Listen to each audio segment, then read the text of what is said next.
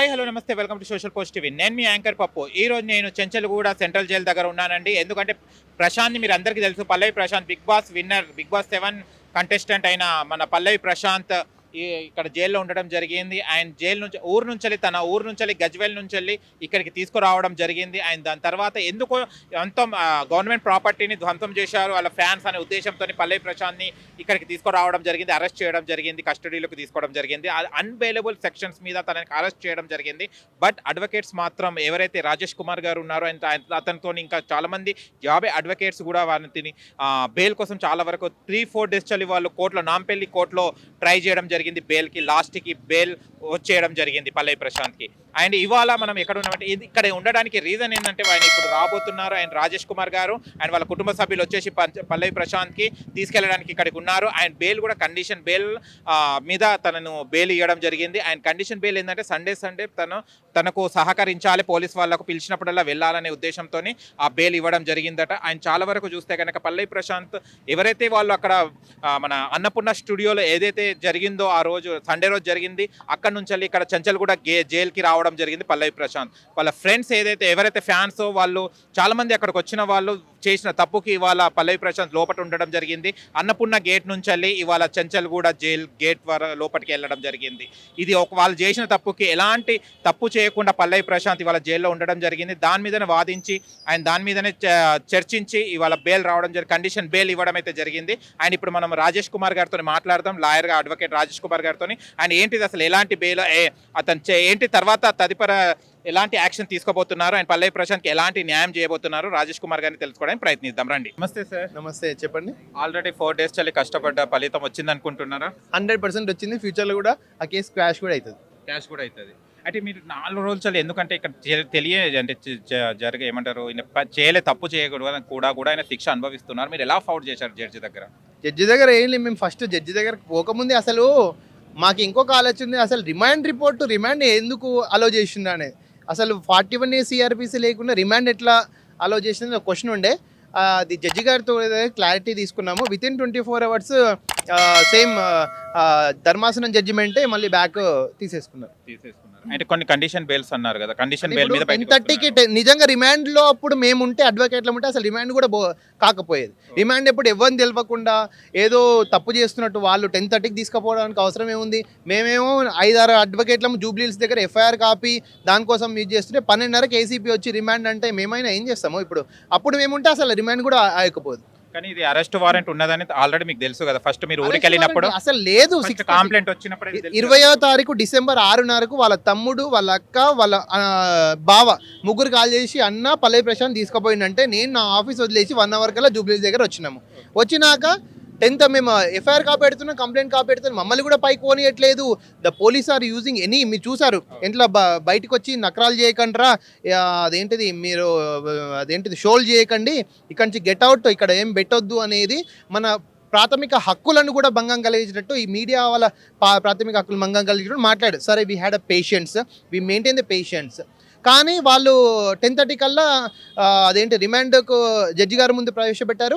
12:30కి press meet పెట్టి 14 days remand అని conclude చేసేసారు.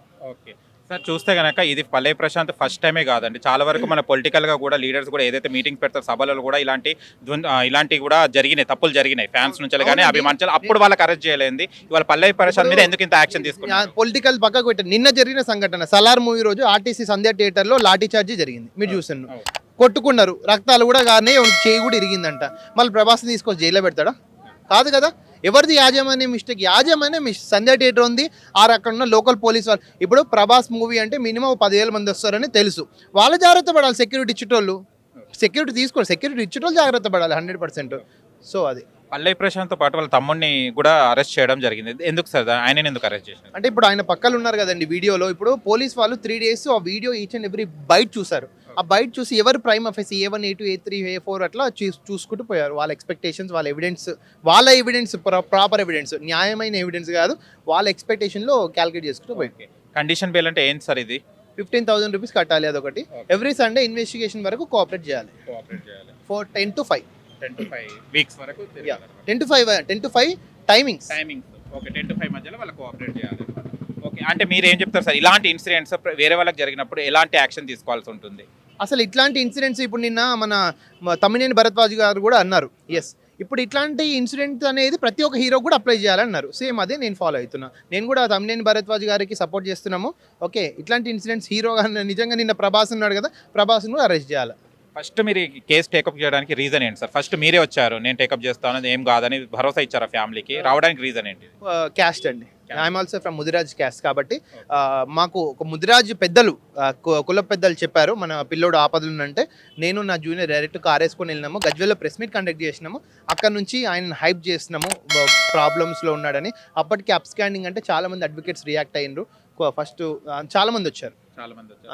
And మన బిగ్ బాస్ సెలబ్రిటీస్ కూడా వచ్చారు, బోలే అన్న గారు కూడా, టేస్టీ తేజ, యావర్. అండ్ ఇంకొకటి ఇంకా మేము రావడం అది ఒక అంటే లీనియర్ పాత్రలో పోతుంటే ఇంకా బోలే గారు కానీ టేస్టీ తేజ వచ్చినాక ఎక్స్పోనెన్షియల్ వెళ్ళిపోయింది సపోర్ట్. ఓకే, బోలే గారు అన్న ఎలా సపోర్ట్ చేశారు? బోలే గారు లేకుంటే అసలు ఇంతవరకు రాకపోయేది. బోలే గారు రాకపోతే నేను ఒక 2-3 మాత్రమే ఫైట్ చేసేటోళ్ళం, ఓపెన్ చెప్తున్నా. ఓకే, బోలే గారు వచ్చినాక అది 56 అసలు బోలే పవర్ అంత ఉందని మాకు ఎక్స్పెక్ట్ చేయలే. మొత్తం జరిగి ఇంత సపోర్ట్ వచ్చిందంటే బోలే is first and second reason అనుకోండి. కానీ ఇది కూడా ఒకటి ఏంటంటే, ఇప్పుడు ఒక అబ్బాయి చేయని నేరానికి లోపలికి వెళ్ళడం జరిగింది. ఊర్లో కూడా ఫ్యామిలీస్లో కూడా చాలా వరకు పేరు పోయింది. ఇప్పుడు జైలుకి వచ్చాడు అబ్బాయి అంటారు. దీన్ని ఫ్యామిలీకి ఎలా మోటివేట్ చేస్తారు మీరు? ఫ్యామిలీకి, వాళ్ళ ఫ్యామిలీకి మేము ఫస్ట్ నుంచే చెప్తున్నాం, వాళ్ళ మదర్కి కానీ ఫాదర్ కానీ మీరు ధైర్యంగా ఉండండి. ఓకే, వాళ్ళు ధైర్యంగానే ఉన్నారు, మేము వచ్చినాక ధైర్యంగా ఉన్నారు. ఇప్పుడు ఇట్లాంటివి జరుగుతుంటాయండి. దెబ్బలు తాకితేనే బాడీ గట్టిగా అవుతుంది, అర్థమవుతుందా? ఇప్పుడు అందరికీ మీకు ఎవరికైనా ప్రాబ్లం వచ్చినా మేము ఉన్నాము, నో ప్రాబ్లం. ఎవరికి ఏ ఆపద వస్తుందో తెలియదు. మీకు ఆపద వచ్చినప్పుడు మేము ఆదుకుంటే, మాకు ఆపద వచ్చినప్పుడు మీరు ఆదుకోండి. లాస్ట్ ఫైనల్ క్వశ్చన్ సార్, మీరు మొత్తం పాపులర్ అయిపోయారు ఇప్పుడు. మొత్తం ఎక్కడ కూడా రాజేష్ కుమార్ గారు అంటే ఇప్పుడు పల్లవి ప్రశాంత్ గారికి సపోర్ట్ చేశారని ఉన్నది. అండ్ ఇప్పుడు మీకు రాబోయే కాలంలో బిగ్ బాస్ సీజన్కి వెళ్ళాలని అనుకుంటున్నారా? బిగ్ బాస్ సీజన్ కాదండి, మేము ప్రజల్లో ప్రజాసేవలో ఉంటున్నాము. మేము ఒక పొలిటికల్గా కూడా మేము already contested MLA from Musheerabad constituency. ప్రజలకి ఏది మంచి జరిపితే అది జరుగుతాం, ప్రజాసేవలను అంకితం ఉంటాం. Thank you so much. Thank you. చూశారు కదా ఫ్రెండ్స్, పల్లవి ప్రశాంత్ మళ్ళీ ఇప్పుడు కాసేపట్లోకి బయటికి రాబోతున్నాడు. 1.5 అవర్ మధ్యలో బయటికి తీసుకురావడం చెప్తూ రాజ్ కుమార్ గారు ఎవరైతే అడ్వకేట్ ముందటి నుంచే తను సపోర్ట్ చేస్తున్నారు పల్లవి ప్రశాంత్ గారికి.